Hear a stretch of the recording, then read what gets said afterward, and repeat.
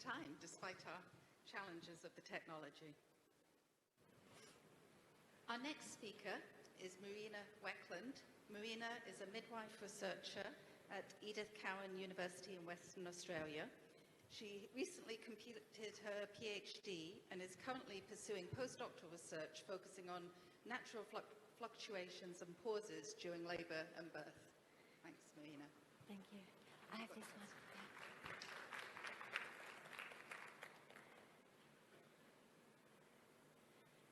Good afternoon. Thank you so much for coming today. Thank you, Venora, for introducing me. So my name is Marina Weckend. I am a midwife researcher at Edith Cowan University, which is Western Australia. And for the past 4 years, I have researched slow and pausing labour. And I've developed a theory where we want to show that pauses during labour and slowing labour is absolutely normal, and that we shouldn't always interpret it as what is commonly the belief that it's failure to progress. And today I would like to present you part of our findings. So before we start, I would like to acknowledge the Whadjuk people of Noongar Boodja, which is the part in Australia where the majority of this research has been conducted. I would also like to pay my respects to all Aboriginal, Torres Strait Islander and Indigenous people here today. And also I would like to thank the Indonesian and the Balinese community for welcoming us in this beautiful Bali for this Congress.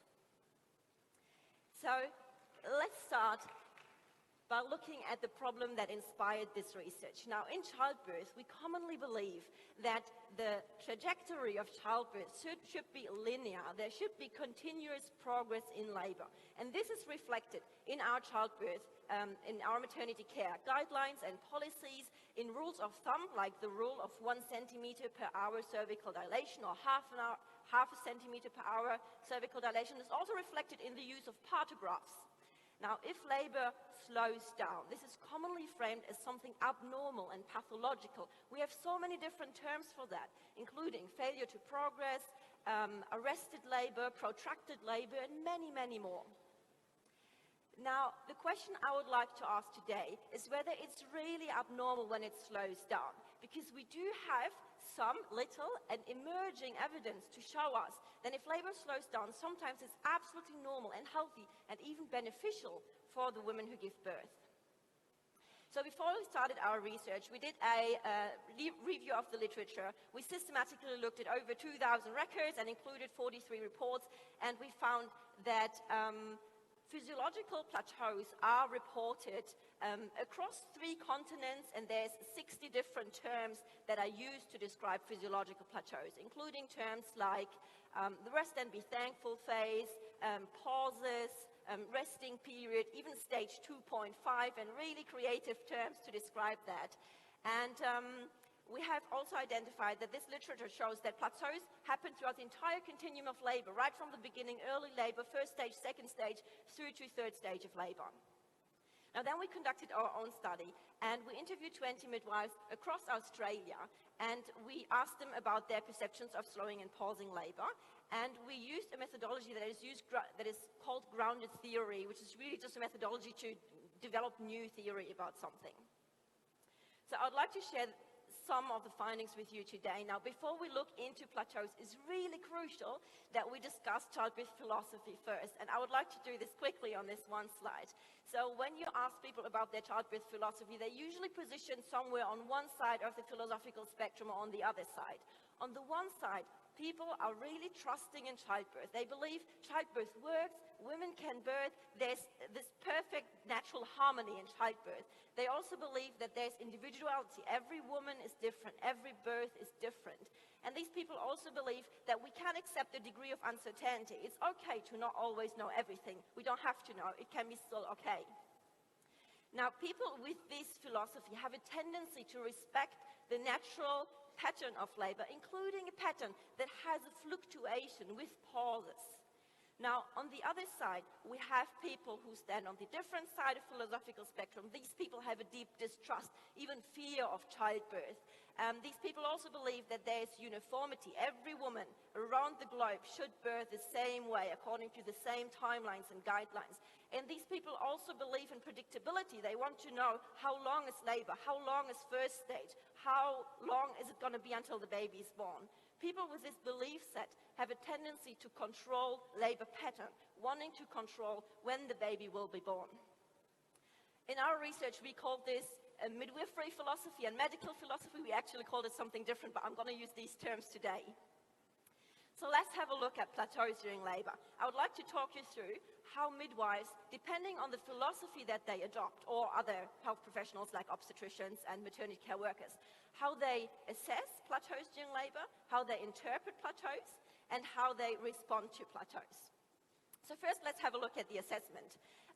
When midwives assess labor, we see what's going on, we hear what's going on, we feel it. We feel the oxytocin in the room, we see the environment, we even know the history of that woman. So we take all that together and we have a whole picture of what is going on with this individual woman in this particular labor. Now, when we work in a medical philosophy, we predominantly assess labor by conducting vaginal examinations and measuring the time to assess the progress and to say whether labor is normal or abnormal. So let's have a look at interpreting plateaus. Now, we're skipping back to the midwifery philosophy.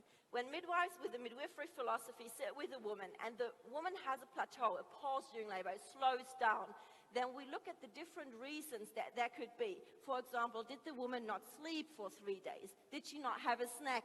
Is there something interrupting her? Like, is she giving birth at home and there's a toddler coming up to her, a small one, and saying, "Mommy, mommy, mommy," and then she can't birth because she's distracted. So we're looking at all those different reasons. And midwives, sorry, so we're looking at the reasons, and we're looking at the timing as well, when it's happening during labor. And the most important marker to find out whether it's okay or not okay for the woman to have a plateau is to see whether mum is okay and whether baby's okay. And if mum is well and baby is well, then these midwives are pretty chill about women having a plateau during childbirth. Now, in the medical philosophy, we have our policy. The policy says it's straight line, so it's automatically pathological if a woman's labor plateaus. So let's have a look now at the response to plateaus. Midwives in the midwifery philosophy are very, very relaxed to just sit and wait when labor plateaus. Really happy to wait it out. Actually, those midwives in this study said in 80 to 90% of cases, when they just waited, labor resumed naturally and the plateaus self-resolved. Only in 10 to 20% of cases, the midwife said they did gentle techniques to help that. So, for example, they brought the woman a tea with honey, or maybe they remember the toddler, they took the toddler away so the woman can actually birth, or they improved the environment so the woman feels safe and happy to continue birthing.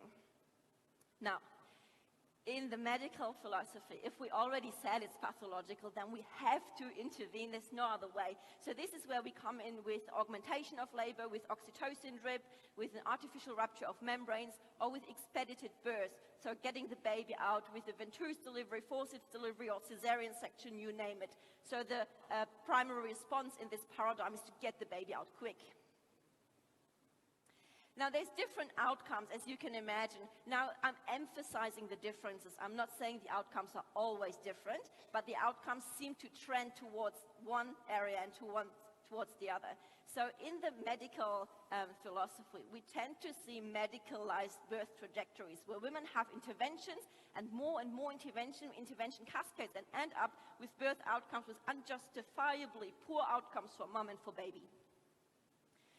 In the midwifery philosophy, the midwives in this study said that the majority of women with one plateau, with a very long plateau, or with multiple plateaus during labor, they still go on and have a healthy, normal, natural childbirth with positive outcomes for mom and for baby.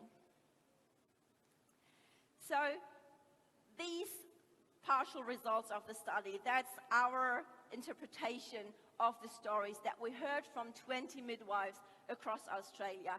Now, I'm humbled to be here today among so many midwives with so much expertise, and I would like to ask you to help me with this. If you like, please, could you stand up for me just briefly and do a little exercise with me, because I want to ask you a question, and you will need potentially your full body length for that. Thank you. So the first question I want to ask you, and there's no right and no wrong answer, is whether you believe from your practice that plateaus during birth are normal. Now, if you believe, no, when it slows down, that's not abnormal, then please sit down. When you think, yeah, absolutely normal, I see it all the time, you can stand, or if you're really, really certain, you can even stretch a little to show that. And if you're like in between, you can crouch, like semi-sit crouch. All right, thank you. Oh, that looks amazing. I did not expect that. So the live analysis, you can't see yourself, right?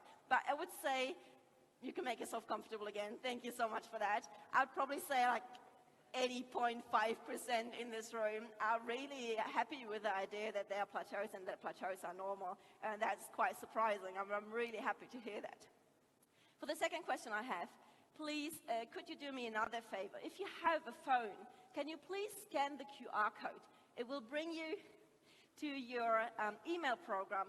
It will allow you to send me a direct email, and it should already pop up with those questions in the different languages in your phone. And please, please email me your thoughts about this topic, because I will continue researching this. And if you email me and answer me what you call normal plateaus, and I will collect all those different terms. I already said sometimes we use rest and be thankful phase, or lull, or plateau, or whatever. But I know in every country there's different terms that we use, and this knowledge is currently silenced, and I want to bring it out loud together with your help. So when you email me, I will collect everything, analyze it, and then I will send it back out to you. So you will have the results of all the different terms that we use. And you will need this, because I want to ask you for something else. So what I want to ask you for is, please, after today, go out and tell people plateaus are normal. Just spread the word. And even people who don't believe it, even if you don't believe it, just spread this kernel of doubt in people's heads. So we start thinking whether failure to progress is really always failure to progress, or sometimes just normal and healthy, and an absolutely perfectly fine part of normal childbirth. This is the first thing.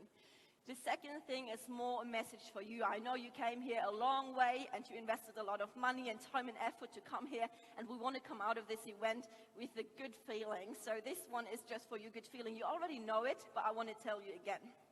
Midwifery philosophy is unique. This is something we carry in our heads, in our hearts, and we have it in our hands. So then we go out and we care for women. We carry this philosophy with us, and we produce brilliant birth outcomes for mothers and babies, and we protect normal childbirth. So I just want to leave this message with you that your philosophy is a really, really powerful tool to make this world a better place. Thank you so much for your attention.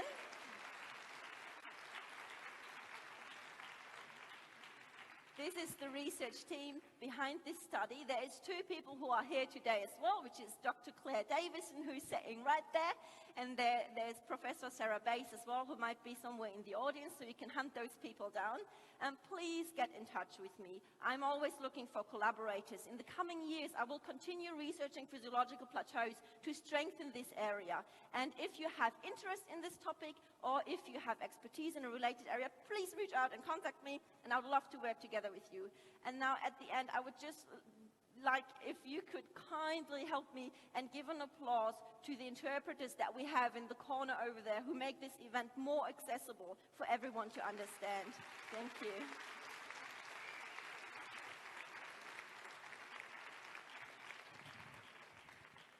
Thank you so much, Marina, for a very interesting presentation, and also for keeping to time, and also for thanking our wonderful interpreters. Thank you. Our next group of presenters, we have 5 of them, are going to look at students' confidence to support physiological birth.